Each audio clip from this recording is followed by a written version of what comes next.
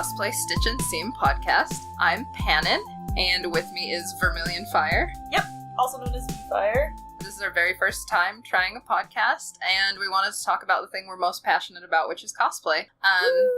Just so you can find more episodes or check out our blog, things like that, we have an email address that is cosplaystitchandseam@gmail.com. You want to tell them where else they can find us? Cosplaystitchandseam.com is where the blog is, where you can find cosplay features, tutorials, and all sorts of fun things and new articles that'll be coming up, along with podcast updates, as well as our cosplay pages on the Book of Faces and the Gram of Instas, through all those fun things. Fun things like that. Whatever social media everyone is jumping ship to this week. So, since this is our first episode, and kind of get us less nervous about talking to you guys, we wanted to tell you about our first cosplay. Because there's nothing nervous about cosplaying for the first time. No, not at all. No, especially when you have no idea what it is. So, did you want to open it up, Mercedes? Or? Sure, I'll talk about my first cosplay. So, the way I was introduced to cosplay was a roommate of mine, Jez, who threw me into all of this kind of headfirst. No, not kind of headfirst, very headfirst.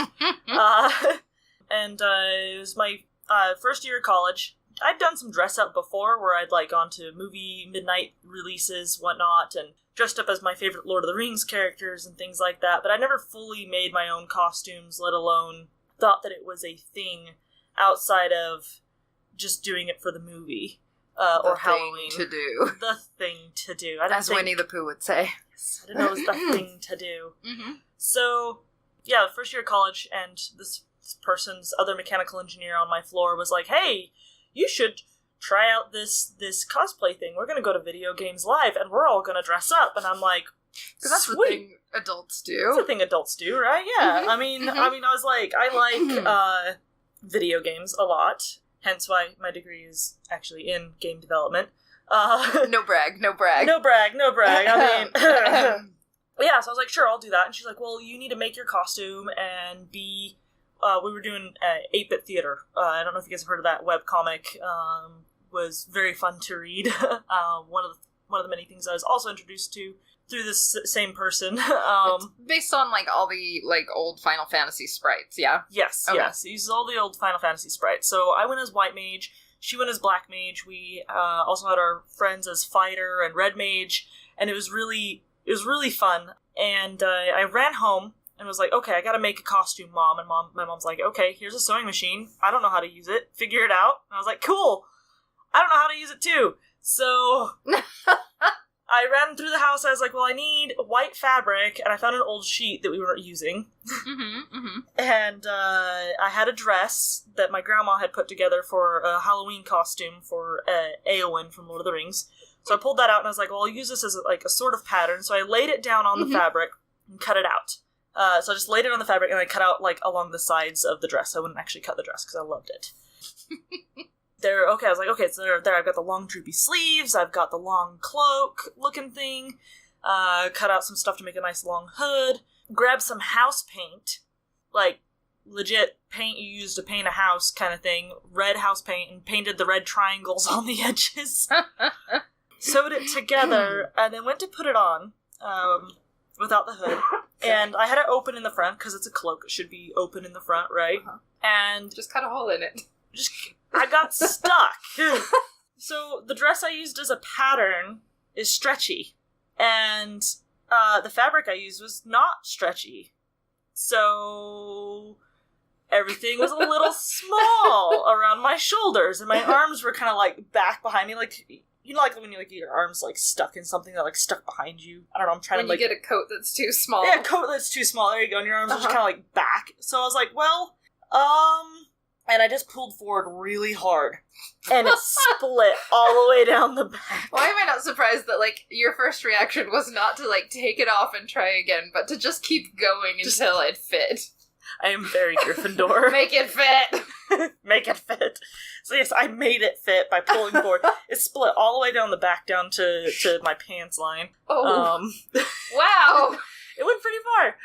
You really I really made it fit. I really made it fit. And now it still had this huge gap in the front because it didn't close like a cloak, so I just cut out another panel and safety pinned it to the front. I mean, because that works, right? Like you do. And then on the back, I just stitched in some ties and just kind of tied it, and then I was like, well, I'll wear a white t-shirt underneath it, because that'll help cover up that big open V on my back now.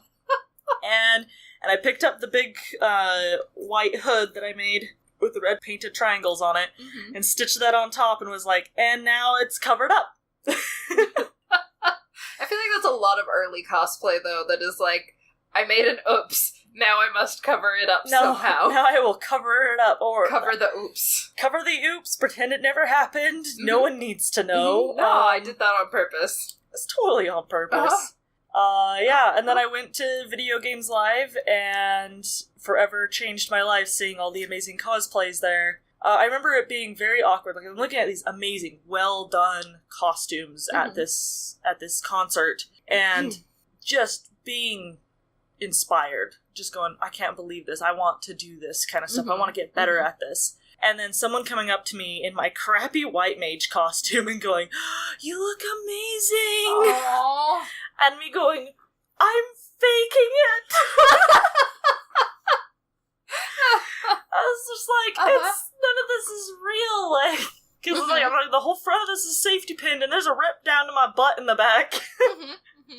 But they didn't see that, they just saw that, like, you embodied the character that they love. Yep. Yeah, and that's what I always love about cosplay, is like how people just love the characters, no matter if you think it is a poorly made cosplay, or even if you see one, you can tell it's kind of fallen apart and whatnot, but you see how much the person just loves that character and their costume, and I think that is just one of the most amazing things about cosplay. I think that's what really probably drew me into it, other than I want to do better. Nice. What about you, Pannon? Oh my gosh. Well, like, what you touched on is actually kind of what I wanted to go with for the theme of my first cosplay, because it's really easy to look back and go, wow, that was garbage. That, like, I had no idea what I was doing. I looked like crap. But it's very easy to be hard on oneself. It's very easy to be hard on yourself. But, like, if you came to a con today and you saw someone in a white mage costume that they had made from their bed sheets and painted on, and, like, you could tell they poured their heart into it because they didn't yet know what they were doing, but they loved that character, like, you would not be that critical towards them. No. And, I mean, I guess that's what I wanted to push, is, like, not being so hard on yourself, and, like, instead of using your old cosplays to kind of tear yourself down, use it as a thing to show how far you've come and how much you've learned. So, like, in preparing for this episode, I wrote this article, and it's just, like, ripping myself a new one about how awful my first costume was. I mean, this was, like, way back in the day, you know, this was, like, Backstreet Boys were popular, and I didn't even know what cosplay was. I just knew that I wanted to be Sailor Moon. That was all I wanted in my 14-year-old life, was to be Sailor Moon. And the first time I did it, it was just for Halloween. It was something my mom made, and then immediately refused to ever make costumes again because, I mean, they're not exactly easy. No, I don't blame people who try it once and then go, oh my gosh, no thank you. That is totally fine. Yeah, and my mom has sewn for a long time. Since I was little, she made my Halloween costumes. So, like, when I brought her this picture of Sailor Moon and was like, Mommy, please, Mommy, I want to be Sailor Moon, she was like, this outfit doesn't make sense, honey. It literally, like, flies onto her with magic ribbons. I can't make this in real life. And, I mean, she tried really hard, and it looked like you would expect. It was made of satin, and I do not have blonde hair, but I made pigtails out of yarn that I tied into my hair, and then got spray in hair to make sure I was, like, yellow, you know, Usagi hair. But the first one I made, let's see, that was like I said, I'm old, and back in the day, we didn't have Salt Lake Comic-Con, we didn't have Anime Bonsai, we didn't have, any real big conventions here in Utah where we're based, except for a couple of, small sci-fi ones. We had one here called Conduit. I don't know if they're still around, but it's like a sci-fi fantasy convention. They had a lot of, authors, and back in the corner on the basement floor, they had an anime room. And guess what I was super into? It was anime. Yep. What? I know, it's shocking. So, a few months before this convention, I had been, I got into everything anime, and there was a magazine called Animerica that came out monthly. They had a segment where they would go convention to convention and feature cosplayers. And I was like, Mom, people dress up as these and go to things. They don't just do it on Halloween. And I thought it was pretty darn cool. I started looking it up online back when the internet was not a very big place. Found out that some people even do 3 different costumes for every day of the con. And I was like, what? I could be 3 of my favorite things for the weekend? When I first discovered that, I was like, oh my gosh, what am I doing? What? I need to be making more. So this was 2001. It was, if you want to know exactly how old, it was the year I graduated high school, because I remember Conduit was one of the weekends before we graduated. And I was like, no, this is very important. I need to do a cosplay. So I decided for this one, I was going to do 3 different costumes and even make one for my brother, who was nice enough to go with me and has not cosplayed since. We went together as Inuyasha and Kikyo from Inuyasha, and his wig totally didn't look like Easter grass, and it definitely wasn't made from 5 yards of old red flannel. Easter grass, that's a new one. Yeah, it looked, like Easter grass where it's all shiny, kind of like the wigs you get for sporting events where it's it was bad.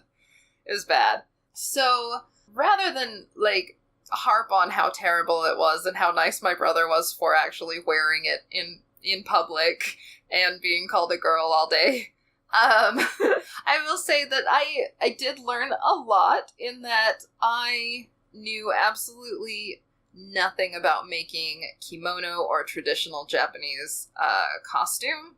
After failing miserably trying to make it from just laying down fabric and cutting things till it looked right, I started getting into patterning after that. So I learned that, this is how these pieces should fit together. You don't have to, sew a line in. There's actually a seam there for a reason, things like that. The other costume I made for that weekend was Rurouni Kenshin, or from Rurouni Kenshin. His name's Himura Kenshin.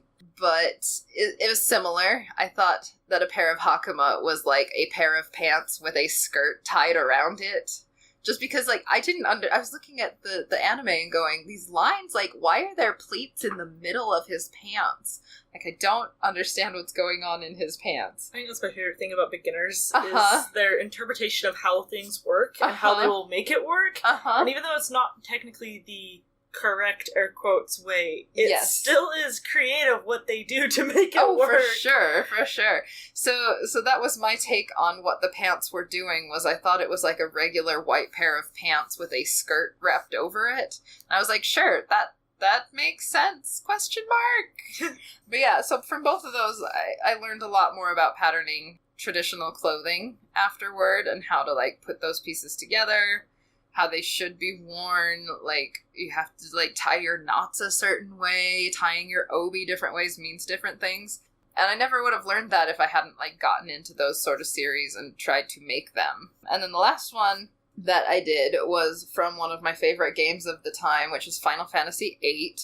I made Selphie Tilmet, who is the easiest costume on there. It's tiny yellow sundress, and of course for all of these costumes I used my own hair. I did not know that wigs were a thing. Same here. My white mage, I dyed my hair red for it. Not but I did try. No, I went and got my hair cut like Selphie, and I got those big old side curlers, because she has these gigantic, like, curls out on the sides of her face. I actually know this character. Oh, good. Okay. And she's got, like, a pair of nunchucks and this little yellow sundress. This one I remember because she has, like, very specific seaming on this dress. Like, it has, like, 8 seams, so it's 8 pieces all the way around. Yep.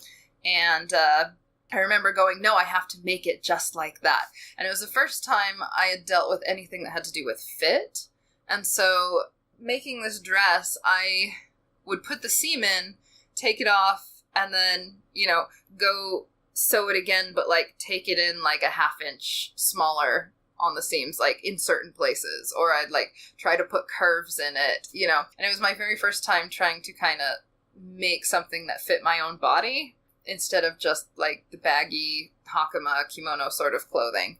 Which, the difference between a good costume and a great costume, for me, a lot of times is just taking the time to make it fit you properly. Something can be made really, really well, but if you didn't take the time to fit it so that it looks good on you, I don't know, it makes a huge difference. So those are, like, technically what I think of as my first cosplays, because they were the first ones I built myself. And with this being Pannon, like, it means definitely always more than one. I know. You have, like, I have 2 speeds, 0 or 100%, and you just... She's made over 300 cosplays. I'm getting close to 300. I'm getting close. I think, okay. Okay, there's a lot of, like... 280, I bet. Probably. I haven't counted a lot of the, like, closet cosplays or, like, things that were thrift stored and stuff. So these are most of the ones I count toward that 300 is ones that I, like, made from scratch. So that's still a lot. It's a lot. I don't even think I've hit 100. So well, I've been doing it, like I said, since, like, 2001. Mm-hmm.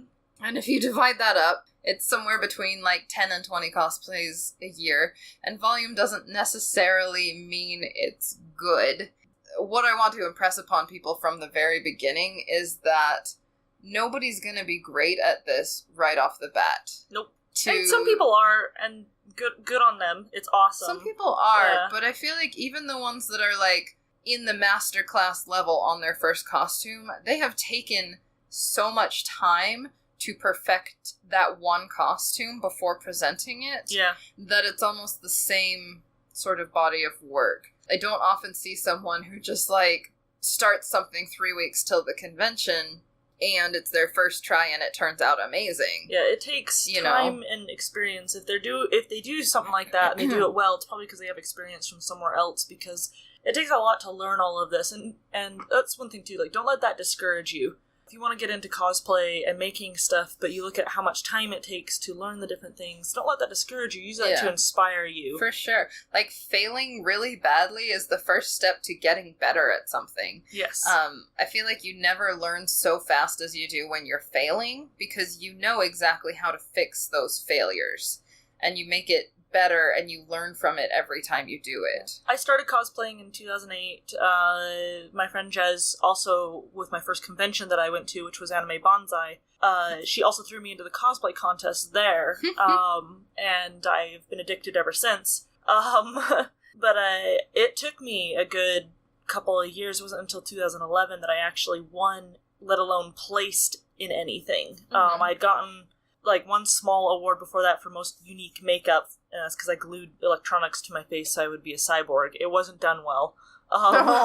It was adorable, but I hadn't really placed in anything before that, and it took me time. And I also had the disadvantage of being self-taught and also starting at a time where there wasn't a lot of resources online. There really wasn't. I feel like people today have it they're so lucky in that it's a lot easier to research, it's a lot easier to find materials. You can find millions of tutorials online. You can find just about anything. Like, if you're like, oh, here's my budget, this is what I can try and make, I can try and do these materials. There's somebody out there who's probably tried that material already, and you can, if they don't have a tutorial, you can talk to them about how they put it together. And that's one thing I love about cosplayers, is that we love talking about how we make stuff. Yeah. Though, like, not to dog on people today and say they have it easy, because I will also say that cosplayers today also have it the hardest in terms of skill and competition, because so many people now have access to those new materials that there is such a high level of craftsmanship. There is such a like dramatic level of like skill and like beautiful artwork. So it can be really intimidating to get into. Yeah. The competition side of it, especially, that makes it very hard. Now, if you're just doing it as a hobby and just to go and enjoy it at conventions, that makes things definitely a lot easier for as well as far as skill goes, because you don't have to. You're not competing against anyone. You're just making it for you, which is, you know, also a way to go. Like, so like not to like jump tangents here, but I have one question before we like wrap up. Yeah. If you could say anything to that little Mercedes in that white mage cloak, what advice would you give her? Learn to use real patterns first. Learn to use real patterns first. But also at the same time, I learned that I needed to use real patterns after that. I didn't until a year later, because I still kept trying to not use patterns. Fair. But, no, I think using how to use an actual pattern from the store first would have been very helpful to learning how things actually fit around a person. We are not paper dolls.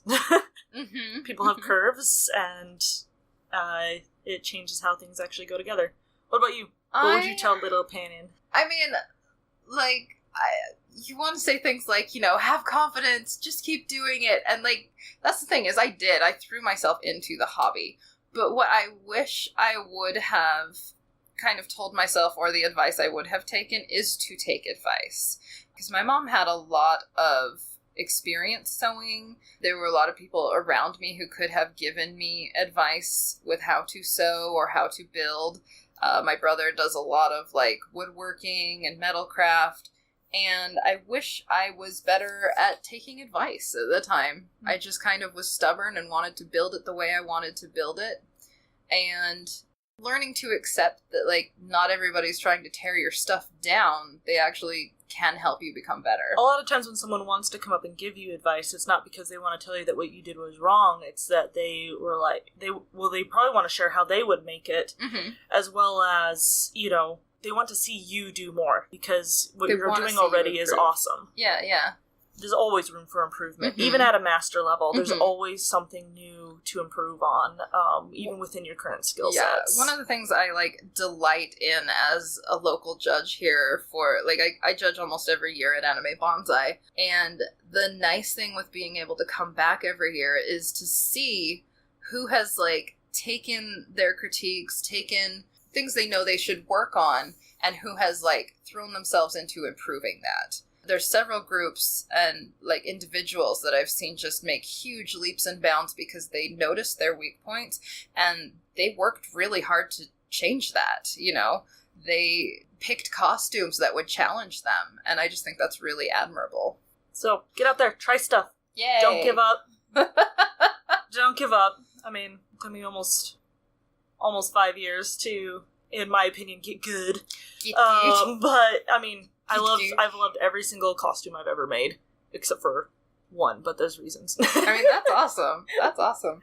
So, the other segment we wanted to do, because we know you guys at home listening have these, and over the years we have accumulated many as well, is Cosplay Horror Stories. Yes. I mean, I know that, like, kind of, first cosplays can kind of be a horror story in themselves, but everyone has, like, stories about, like, something that went wrong, like, wardrobe malfunction, like, weird experiences they had at a convention, etc., etc.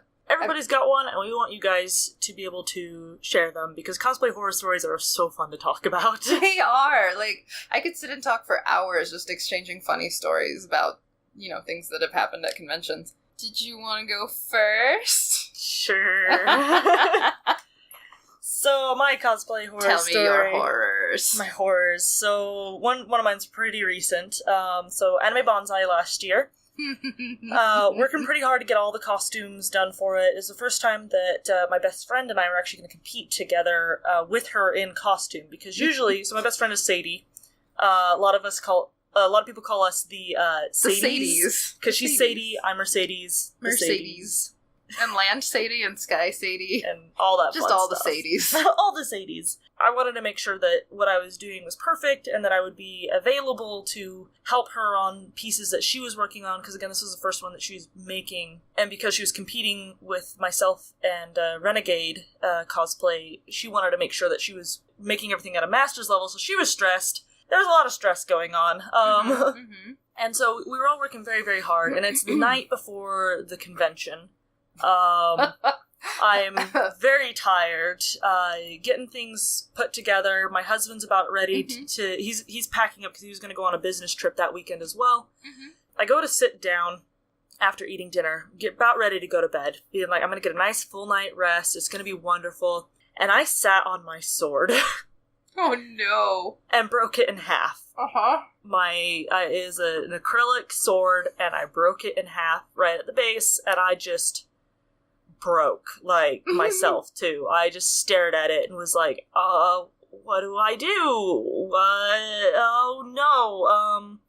And my husband immediately jumped into, like, full-on, let's fix this mode, while I just stood there staring at my sword, going,